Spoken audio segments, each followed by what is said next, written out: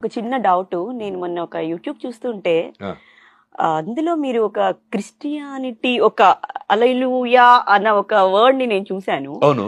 మీ mother అంత పెద్ద బొట్టు పెట్టుకొని వెంకటేశ్వర స్వామికి పూజ చేస్తూ మ్. అంత ఆవిడ ఎంత డివోషనల్ గా ఆవిడ ఎంత పద్ధతి ఎంత మీకు ఎందుకని సడన్ గా ఇలా చేంజ్ అవ్వాలి అని అనిపించింది? అంటే ఐ మీన్ మీకు ఆ పరిస్థితులు ఏంటి?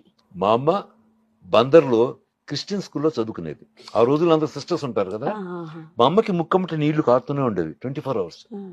అది it's very rare disease. School అందరూ చివుడు ముక్కు శకుంతల చివుడు ముక్కు శకుంతల అందరూ ఏడిపించారు మా అమ్మని. మీ మదర్ చిన్నప్పుడా? మా మదర్ చిన్నతనంలో. ఆహా. సో తన పక్కన ఎవరు కూర్చునేవాడు కదా. అయ్యో. చివుడు ముక్కు శకుంతల మా పక్కన వద్దని మా అమ్మ సెపరేట్ టేబుల్ లో కూర్చునేది.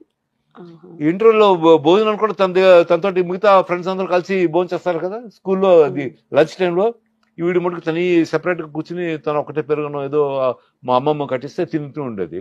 బాధగా తింటూ ఉండేది.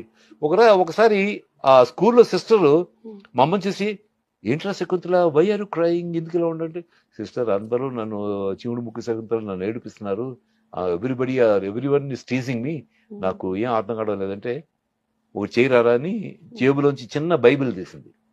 వాళ్ళు తీసి రోజు ఒక వర్స్ ఒక పారాగ్రాఫ్ చదివి నీ తలకిందులు పెట్టుకుని పడుకో. మా అమ్మ పుస్తకం తీసుకుని రోజు ఒక్కొక్క వర్స్ చదివి తలకిందులు పెట్టుకుని దిండి కింద పెట్టుకుని పడుకునేది. 3వ రోజుకి బిలీమి అది ఆగిపోయింది. మా అమ్మ నిద్ర లేచి ఏంటి అనుకునేది, ఏం రావడం లేదు. అద్దంలోకి వెళ్ళి చూసుకుంది, ఆ నీళ్లు రావడం మానేసినాయి. వెంటనే మా అమ్మమ్మ దగ్గరికి వెళ్ళి, అమ్మమ్మ అది అమ్మ నాకు జలుబు రావడం లేదు, నాకు వాటర్. అహోబల్లారావు గారని పెద్ద డాక్టర్ ఉండేవాడు అక్కడ. ఆయన దగ్గరికి వెళ్తే ఆయన మా అమ్మమ్మకి చెప్పాడు, ఇది చాలా రేర్ డిసీజ్ అండి, దీనికి మందు లేదు, అమ్మాయికి పెళ్లి అవ్వడం కూడా కష్టం అవుతుంది, అది ఏదో ట్రై చేద్దాం బట్ గ్యారంటీ ఇవ్వలేవు అన్నాడు.